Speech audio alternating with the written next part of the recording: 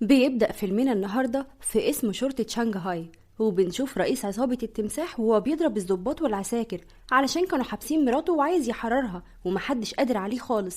وبنشوفه هو ورجالته بعد ما خرج من القسم وكان مستغرب جدا علشان عربيتهم ما كانتش موجودة، فحس ان في حاجة غلط. وفجأة بتظهر عصابة الفاس وهم محاصرينه من كل حتة، وعلى طول بيضرب إشارة علشان تيجي المساعدة. لكن زعيم عصابة الفاس بيقوله مفيش داعي يا تمساح لأن كل رجالتك بقوا تبعي، وبدأوا يضربوا النار على بعض لغاية ما عصابة الفاس خلصت على كل رجالة عصابة التمساح وما تبقاش غير زعيمهم. فبيحاول يهرب لكن كل واحد من عصابة الفاس بيرمي عليه فاس فبتيجي في رجله وبتقطعها، وبنشوفه وهو واقع على الأرض وبيتألم جدا. وبيتوسل لسام رئيس عصابة الفاس إنه يرحمه ويسيبه في حاله، لكن سام مش بيتأثر بالكلام ده وينزل عليه بالفاس لغاية ما بيموته خالص. وطبعا عصابة الفاس دفعوا فلوس كتير قوي للضباط علشان محدش يتدخل، ومن ساعتها وعصابة الفاس هي اللي مسيطرة على المدينة وبيقتلوا اي حد يقف في طريقهم ما عدا الاحياء والقرى والوديان. فالناس هناك تقدر تعيش في سلام، وده لان عصابة الفاس مش مهتمة بيها اصلا. وبنشوف قرية زي قرية وادي الخنازير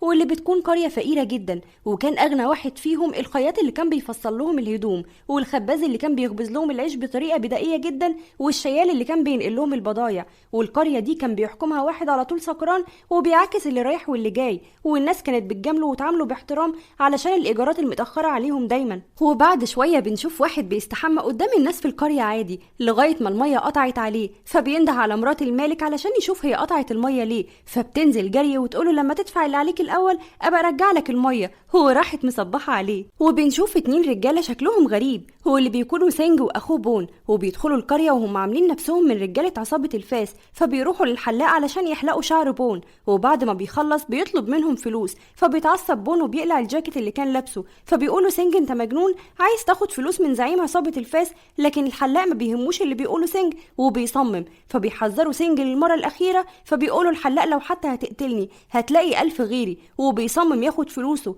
وفي اللحظة دي بنشوف أهل القرية متجمعين والشر مالي عيونهم جدا، فبيعرف سينج إنه اختار القرية الغلط ويحاول يهرب، بس بتوقفه مرات صاحب القرية وتنزل عليه ضرب بالشبشب لغاية ما بيجري من الخوف، وبيهددها إنه هيجيب باقي العصابة ويرجع، وبيرمي صاروخ عليها، بس للأسف الصاروخ بيقع على دماغ واحد ويحرق له الطاقية بتاعته. وبنكتشف إنه مساعد عصابة الفاس، فبيسألهم مين اللي رمى الصاروخ ده، فبيرد عليه سينج وهو بيشاور له على مرات صاحب القرية وبيقول له هي اللي عملت كده. فطبعا هي أول ما شافت التاتو اللي مرسوم على جسمهم حست إنها في مشكلة كبيرة، وفجأة اختفت من قدامهم وطلعت جري تنام في سريرها. والدنيا بتبوظ أكتر لما الحلاق بيقول لمساعد رئيس العصابة إنه مش خايف منه، وده طبعا استفز مساعد رئيس العصابة جدا، فبيقول له بتقول إيه؟ ما سمعتش. وبيرفع الفاس بتاعه وبيكون لسه هيضربه، بس فجأة طار ووقع في برميل من البراميل الموجودة في القرية، فبيسأل رجالته مين اللي عمل كده ويقول لهم يطلبوا الدعم بسرعة ويجيبوا بقية العصابة. وفعلا بيوصل أعداد كبيرة من العصابة للقرية،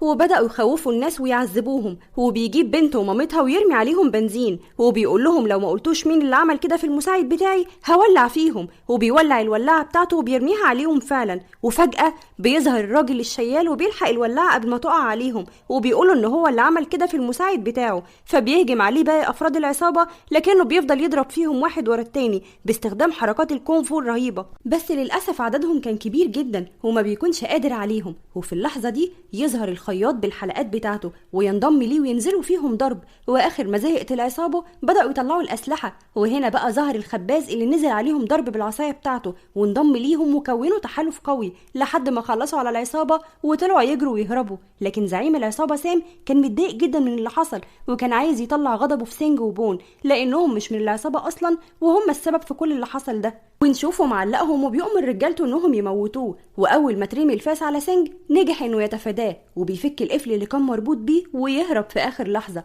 فبيقول له مساعد رئيس العصابه انه قدامه 3 ثواني بس علشان يفك بون، فبينجح في كده فعلا وبينبهر بيه رئيس العصابه جدا، وبيقول له سينج انه نفسه يبقى معاهم في العصابه، فبيرد عليه سام ويقول له قتلت حد قبل كده؟ فبيرد سينج ويقول له لا، فسام قال له اقتل حد من قريه وادي الخنازير وانت تبقى معانا. وبعدها بيمشي سينج وبون ونشوفهم بيخططوا ازاي يقتلوا حد من قرية وادي الخنازير، وخصوصا لانهم اقوياء ومحترفين في قتال الكونغ فو. فسينج بيقول لبون انهم ممكن يبقوا زيهم ويتعلموا ويتدربوا كويس، وبيعرفوا انه عنده كتاب ممكن يساعدهم في الحوار ده. وبيحكي سينج لبون انه هو وهو صغير كان بيحب فنون القتال جدا، لدرجة انه اشترى كتاب بكل الفلوس اللي كان محوشها من راجل كان شكله مجنون، وقال له انه جواه قوة روحية وانه لما يكبر هيبقى ليه شأن كبير جدا. فبيقول سينج لبون انه بدأ فعلا يتعلم الفنون القتالية وحس نفسه بقى اقوى، لغاية ما بيلاقي مجموعة شباب بيضايقوا بنت صغيرة وبيحاولوا ياخدوا منها المصاصة بتاعتها، فبيحاول يساعدها لكن للأسف هو اللي بيتضرب. ومن ساعتها وسينج مقتنع ان الطيبين مش بيفوزوا ابدا،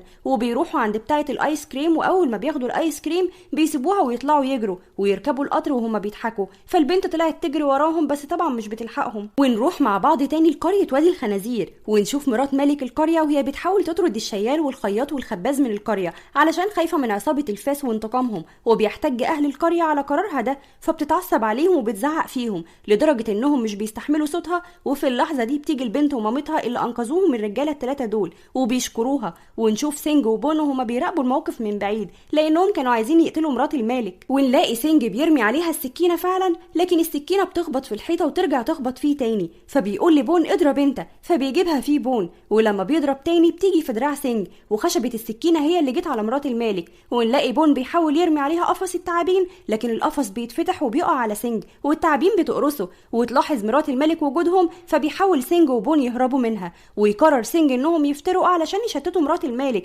اللي كانت بتجري ورا سينج بسرعة رهيبة جدا. وفي الاخر بتتخبط في اليافطة وبيقدر سينج انه يهرب منها. وفي اللحظة دي بنلاقي سام رئيس عصابة الفاس بيتفق مع 2 من عازفي الجيتار واللي بيكونوا من أقوى القتلة المحترفين علشان ينتقم من الناس في وادي الخنازير. وكان مساعد رئيس العصابة بيمدح فيهم جدا وبيقول عليهم إنهم أقوى قتلة في الصين لأنهم بيستخدموا الموسيقى في قتل أعدائهم. فبيردوا عليه ويقولوا له إنهم مش الأقوى، وإن الأقوى واحد مسجون دلوقتي واسمه الضفدع. ونشوف الشيال بعد ما قرر إنه يسيب القرية علشان يبعد عن المشاكل وهو بيودع أصدقائه، بس بطريقة غريبة شوية، وهم إنهم يقاتلوا بعض علشان يفتكروا الايام الحلوه اللي عاشوها سوا. وفجاه وهو ماشي بالليل لقى واحد بيعزف موسيقى لكنه مش بيهتم وبيكمل طريقه، وبيلاحظ ان الحاجات اللي وراه بدات تتقطع حتت من صوت الموسيقى، فبيلف علشان يبص عليه لكنه مش بيلحق يعمل اي حاجه لانه اخد ضربه قطعت راسه. ونشوف العازف التاني بيدخل للخياط وبيهجم عليه ويفضلوا يضربوا في بعض ويكسروا في المحل لحد ما بيخرجوا لبره. ونشوف العازف الاولاني بينضم لصاحبه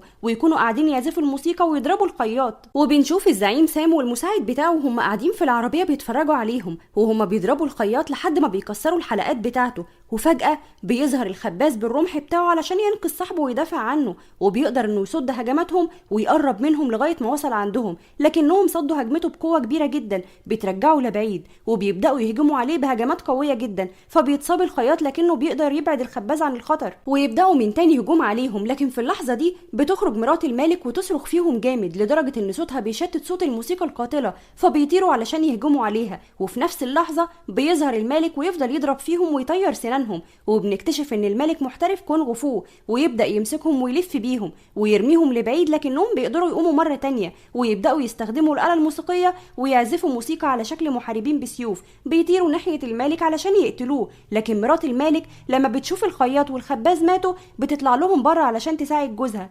وبنلاقيها صرخت فيهم صرخة جامدة جدا لدرجة انها طيرتهم ودمرت المحاربين بتوعهم. وبنلاقي عازفي الجيتار وهم واقعين على الارض وبيتوسلوا لمرات الملك انها تسيبهم، ونشوفهم وهم بيهربوا. وفي اللحظة دي كان بيحاول سام والمساعد بتاعهم انهم يهربوا هم كمان، بس فجأة بنلاقي مرات الملك قاعدة معاهم في العربية وبتحذرهم انهم ما يعملوش كده تاني. ونشوف سام والمساعد بتاعه مرعوبين جدا حتى بعد ما مشيت مرات الملك لدرجة انه ولع في نفسه وهو بيشرب السيجارة.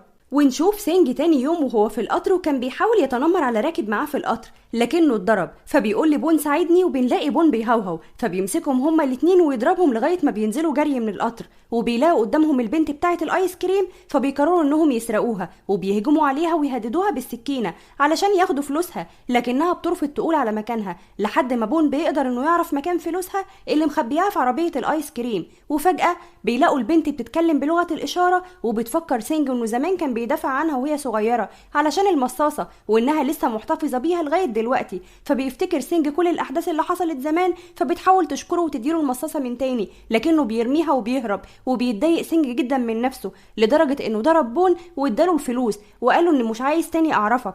وبيقعد سينج على الرصيف وهو حزين جدا لغايه ما بيجي فردين من عصابه الفاس وبياخدوه عند سام زعيم العصابه، وبيقول له سام انه خلاص بقى واحد منهم وبيديله مهمه علشان يعملها. وفعلا بيروح مع مساعد رئيس العصابه لمستشفى امراض نفسيه محصنه جدا لانها بتكون تحت حمايه الجيش، وبيوريله على الخريطه ازاي يدخل لزنزانه معينه علشان يهرب واحد منها. واول ما بيدخل بيلاقي عاصفه رهيبه فبيجري بسرعه وبيدخل المستشفى وبيتابع الخريطه لغايه ما بيوصل لممر مرعب، وبيلاقي في اخره باب فبيفتحه وبيلاقي راجل عجوز قاعد بيقرا الجورنال. فاخده عند الزعيم وبيكونوا مستغربين جدا من شكله، فبيسالوا مساعد رئيس العصابه انت الضفدع المقاتل الاقوى في العالم، ازاي تبقى ماشي مبهدل كده؟ فبيشك فيه رئيس العصابه ويطلب من سينج انه يضربه، فضربه وطلع جري يستخبى، ويروح واحد تاني ويفضل يضرب فيه، والضفدع بيفضل يضحك ويقول له تاني لغايه ما طلع المسدس بتاعه. فبسرعه اخده منه وضرب نفسه بالرصاص، ولكن فجاه بنلاقيه مسك الرصاصه بايده قبل ما تيجي فيه. وهنا بيتاكد سام وباقي افراد العصابه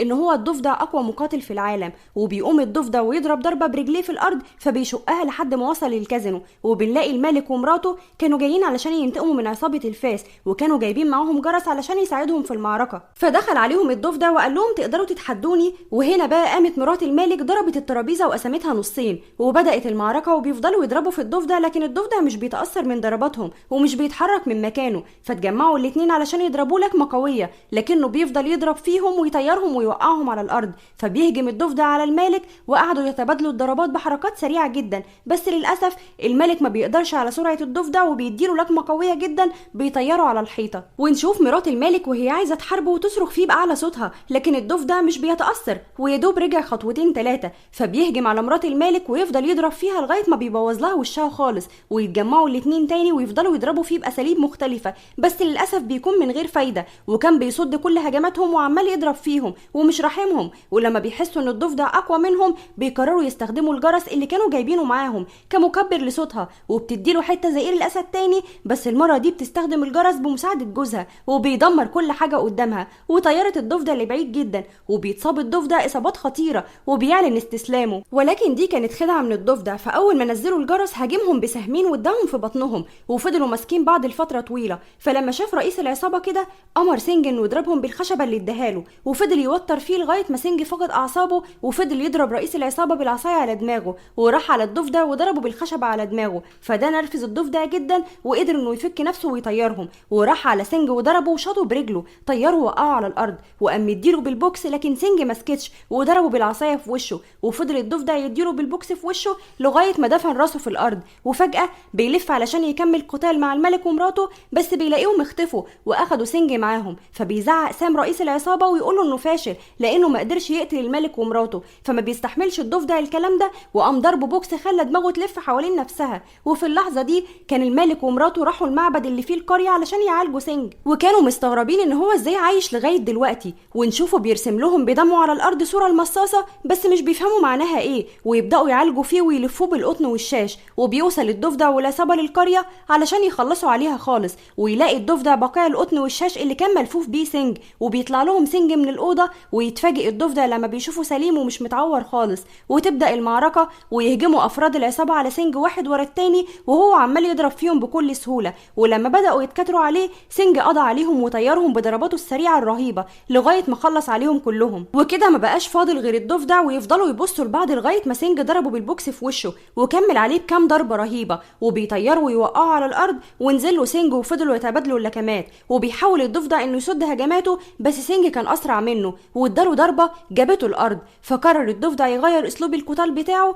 لاسلوب الضفدع الشهير بيه، وهجم عليه وكسر بيه الحيطان. فبيحاول سينج انه يطير علشان يتفادى هجوم الضفدع، بس الضفدع بيديله واحده بيطيره لفوق في السماء لدرجه ان هو اختفى. وبنشوف سينج وهو فوق في السماء وبيدوس على النسر وبيكمل طلوع لدرجه انه عدى السحاب. وقرر سينج انه يجمع قواه وينزل بسرعه رهيبه على الضفدع لدرجه انه كان هيتحرق. فبيحس الضفدع بضغط رهيب جاي من السماء، ويبص يلاقي كتله ناريه جايه عليه، ونلاقي سينج وهو بيستخدم ايديه علشان يخلص على الضفدع، بس بنلاقي الضفدع بيترجاه وبيتوسل اليه ويطلب السماح منه، وبيبعد عنه سينج، لكن الضفدع خدعه وحاول يهجم عليه تاني باستخدام السهام، لكن سينج بيوقفه وبينجح انه يتصدى ليه لدرجه ان المبنى انهار. فعرف الضفدع انه اتهزم وبينزل على الارض قدام سينج ويفضل يعيط. وبعد فتره بيقرر سينج وبون انهم يفتحوا محل للمصاصات، وبيلاقي البنت بتاعه الايس كريم ويخرج لها سينج، وبداوا بقى يفتكروا ذكريات الطفولة سوا ويكملوا حياتهم مع بعض. وهنا بينتهي فيلمنا.